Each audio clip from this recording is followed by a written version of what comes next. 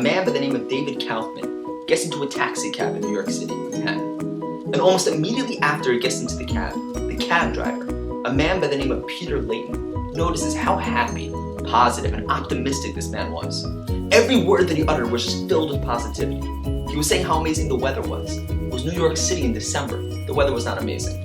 He was saying how nice this thing was, how amazing this thing was at his office, at his job, how nice the person was at Penn Station that morning. Every single thing that he said was positive. Well, Peter Layton, who usually was not in such a good mood during his route, after all, he has one of the most stressful jobs in the entire world, being a New York City taxi driver.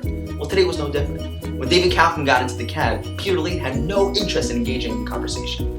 But after a few minutes of listening to how positive this person's perspective was, how happy and optimistic this man's mentality was, Peter Layton's mood completely changed. And for the rest of the 20-minute cab ride, they were engaged in conversation, talking about everything under the sun. For the rest of the day, Peter Layton's mood completely changed.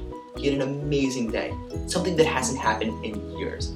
And that night when he got home, his wife, Mary Layton, noticed immediately. See, usually, when Peter Layton gets home from work, his wife Mary, along with his 4 kids, notice that he's in a terrible mood. He sits down on the couch, watches TV, has absolutely no interest in coming to the dinner table, and they usually have to bear the burden of his stressful day. Not tonight. Tonight he's smiling at everyone, he's hugging everyone, he's sitting down at the dinner table, laughing, talking, telling stories for hours. It was amazing. The next morning, Mary Layton gets to work. Mary works at a small business firm in the Bronx, New York. And when she gets to work, her boss, Tony Bates, notices that something's completely different to the office. Everything feels different. See, usually, not only does Tony Bates have to manage his company, he usually has to break up fights between his employees. And those fights are usually begun by Mary Layton. Mary usually gets to work not in such a good mood because of her husband's bad mood the night before, and she's starting fights with people, and she's bickering, and it's terrible. But today was different. Mary was not only not starting fights with people, but she was actually collaborating with people. She was smiling at everyone. She was trying to unify the office, not break it apart. And Tony Bates had a great day. Tony Bates gets home that night at 10:30, just like every other night. And although it was a long, busy day, it was much less stressful than every other day because he wasn't busy breaking up fights between his employees. When he got home, he was much more relaxed, and he decides to call up his son, Jimmy. You see, Tony Bates never had much time for a family. He was married briefly, had 1 child, Jimmy, but the past few years, he wasn't so good at staying in touch with his son, Jimmy. Tonight, he decides he's gonna call him. And as the phone is ringing, he realizes that he hasn't called him in 6 months. Jimmy picks up the phone and he sounds completely shocked. He says, Dad? And Tony says, hey son, Jimmy, how you doing? I would love to get together. Maybe you want to get together? I know it's really late at night, but maybe we could get together. You could come by my building. We could take a walk. We could go for ice cream. We could have coffee. We could catch up. It would be great. And Jimmy said, that'd be amazing. That'd be awesome. I would love to. And Tony says, great, come by. Come meet me in front of my building and we'll take a walk. Jimmy drives over to his father's building on the Upper West Side of Manhattan. When he gets there, his father's waiting outside the building and Jimmy goes to park the car. They start walking together, and they're talking, they're reminiscing about the past, they're updating each other on the past 6 months. They keep walking a half hour, they get ice cream 45 minutes, an hour and 15 minutes in. Tony realizes that his son stops walking. He looks behind him and says, Jimmy, what's wrong? He gets a little closer, and he realizes that his son is crying. There are tears coming down Jimmy's face. He said, Jimmy, what's wrong? What's going on? Did I say something wrong? Did I do something wrong? Please tell me what's going on. And he gets a little closer, and his son Jimmy cannot get the words out. All Jimmy does is takes out a piece of paper from his pocket, a crumpled up piece of paper, and he hands it to his father. And his father opens up the paper, and the paper read as follows. To whom it may concern, whoever finds this note should know that I committed suicide tonight because I realized that there is no one in this entire world who cares about me. Not a friend, not a family member, not a parent, no one. Therefore, I realize that there is no reason to be alive anymore. I am saying goodbye. Signed, Jimmy. Tony turns to his son in complete shock. Doesn't understand what this is. Jimmy runs over to him and hugs him tight. And through his tears, through his weeping, he says, I wrote that note 20 minutes before you called me. I was going to take my own life tonight. If you didn't call me, I would no longer be alive right now. They stood there in the cold, in the middle of New York City, hugging each other, crying, and swearing to each other, never ever to lose touch, never ever to let their relationship be severed, be broken by distance or time. Now, as you can imagine, Tony Bates got to work the next morning to go say thank you to Mary Layton for saving his son's life. And Mary said, "What? I don't know your son. What are you talking about? Save his life?" And Tony explained to her what happened. He explained that because she was in a better mood yesterday, she put everyone else in the office in a better mood and made his day less stressful. So because he was less stressed and more relaxed when he got home from work that night, he called up his son Jimmy, who he hadn't spoken to in 6 months, and because of that saved his son Jimmy's life. Mary couldn't believe the story. She said to Tony, her boss, she said, "Really, it wasn't me. It was my husband, Peter.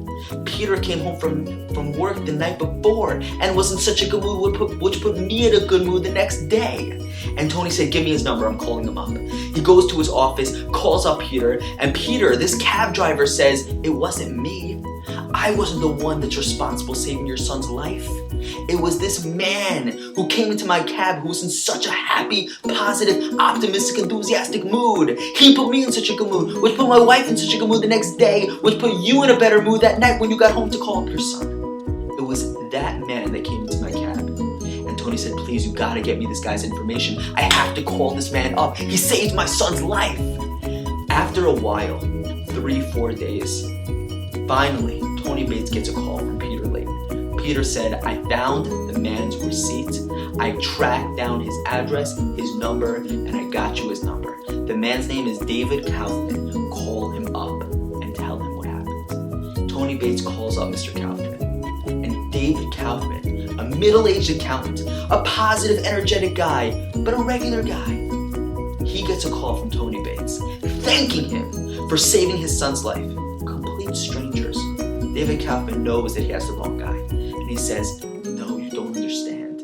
Because of the good mood you were in, you put that cab driver in a good mood. That man put his wife in a good mood. His wife came to work and she was in a good mood. Put my entire office in a better mood. I was in a better mood. I called up my son. When I called up my son, that saved his life. You, because of your positive attitude, because of your happiness, you saved my son's life."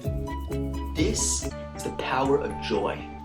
This is the infinite energy that is contained within happiness. When you walk around this world with a positive attitude, when you smile at people, when you compliment people, you praise them, you don't just tell them that they are amazing, but you tell them why they're amazing. You empower them to move forward into life with that strength.